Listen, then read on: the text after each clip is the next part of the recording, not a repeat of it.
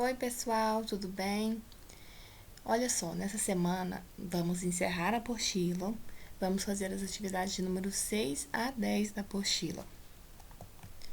Eu coloquei alguns exemplos para vocês, semelhantes às atividades da apostila. Não vou explicar o conteúdo, porque é matéria de revisão, então vou fazer algumas atividades que estão parecidas com as atividades da apostila.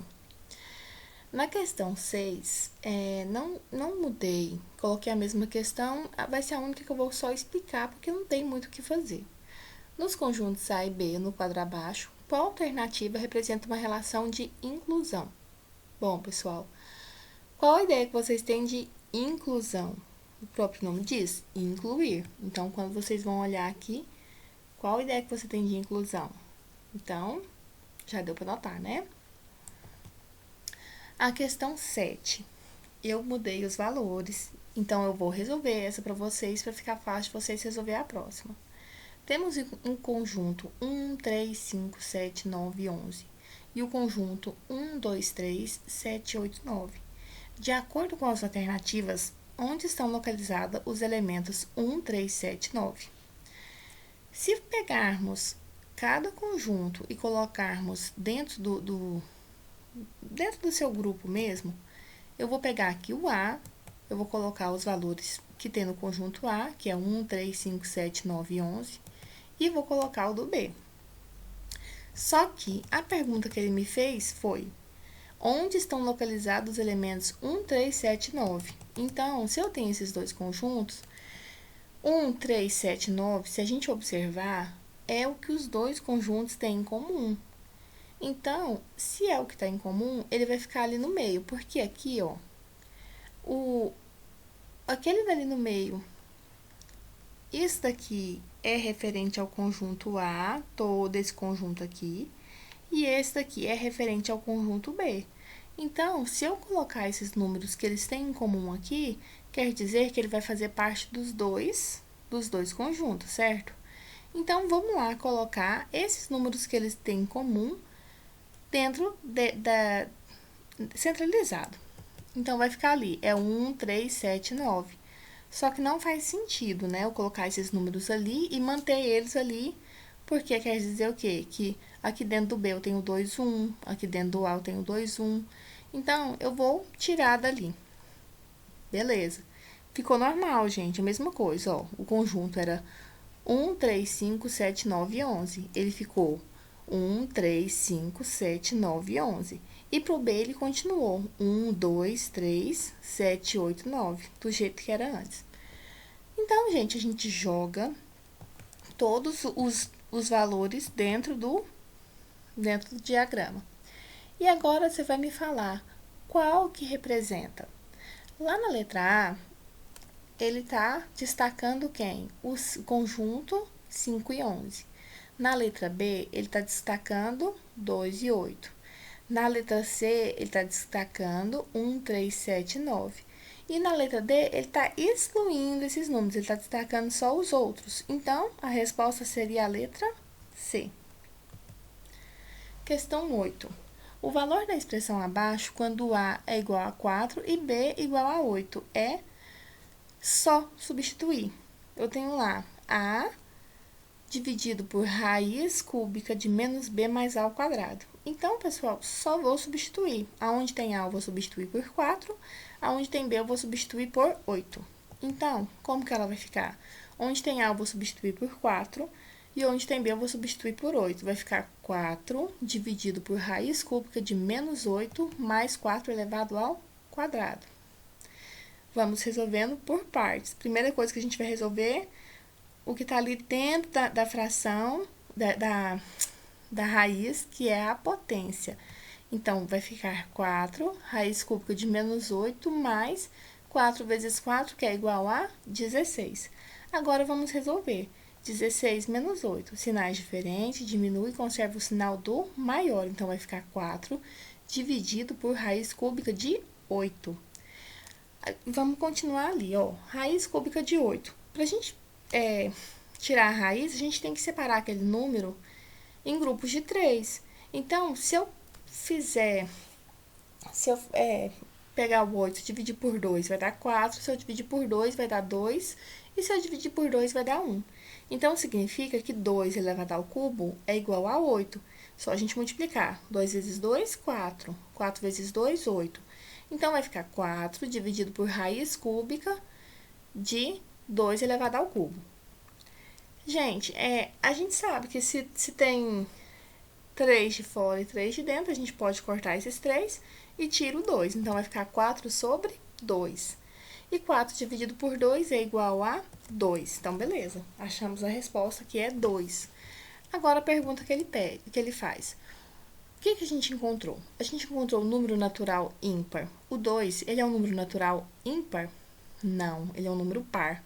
O número que pertence aos conjuntos dos números irracionais.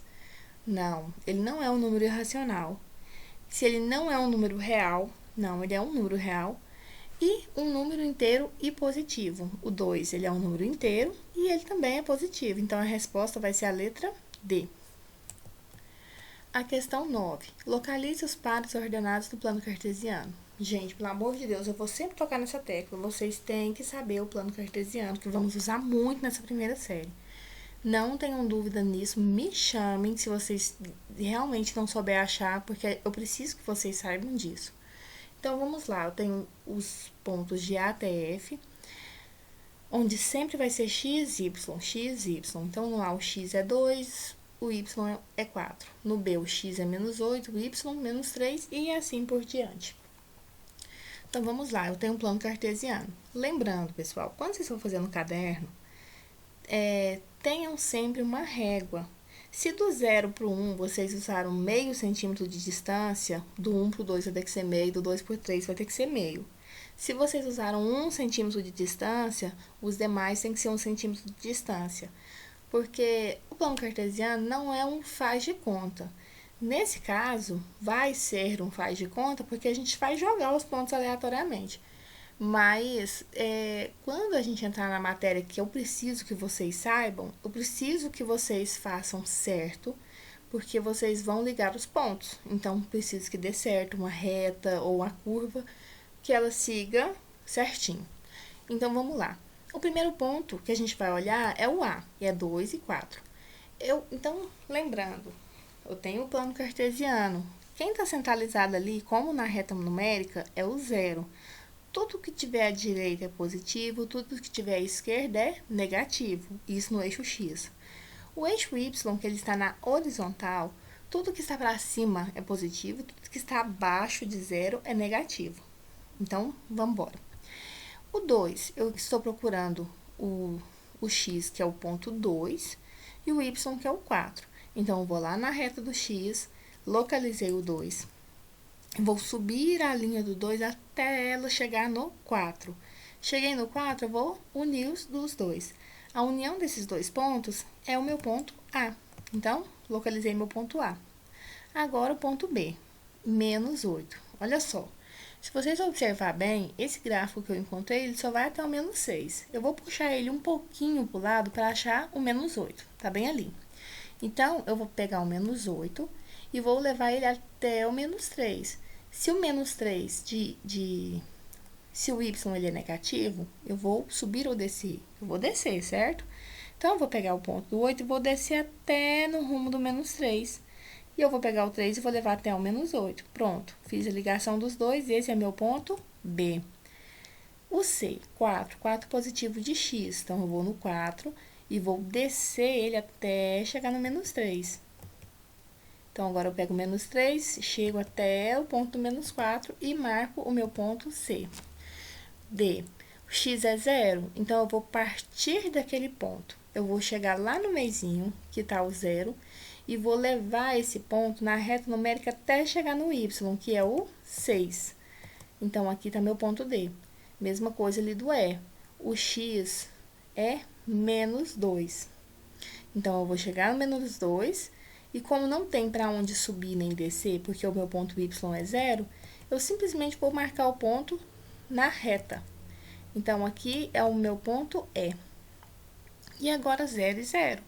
Se o 0 eu vou partir do meio, e o x é 0, eu estou ali no meio.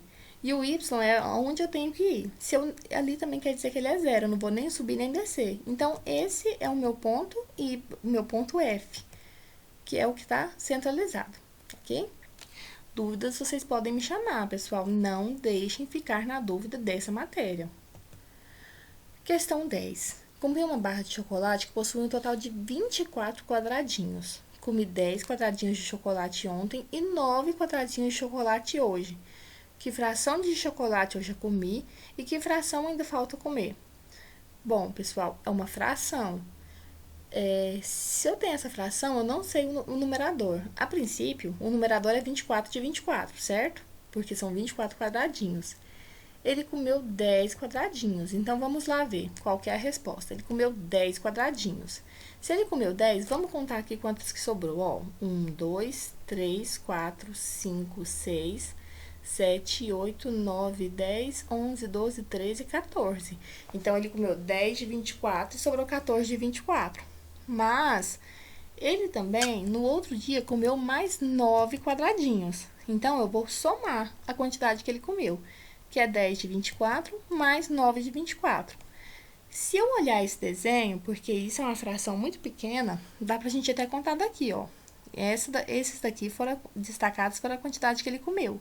Ele comeu 19 e sobrou 1, 2, 3, 4, 5 de 24. Tá aqui a nossa resposta. Mas é só a gente fazer isso, o que ele comeu num dia, mais o que ele comeu no outro, que é 19 de 24. E para você saber o quanto sobrou, é só pegar 24 e diminuir por 19, que é igual a 5. Então, a letra C é a nossa resposta, ok? Então, pessoal, por hoje foi só. A nossa aula foi um pouco curtinha, porque eram poucas atividades e não tinha muito o que explicar, já que era só uma atividade de revisão. Então, tendo dúvidas, podem me procurar. Estarei ainda entrando com vocês no Google Meet. E espero que tudo dê certo. Espero que a gente consiga trabalhar bem esse ano. Então, pessoal, um beijo e até a próxima aula.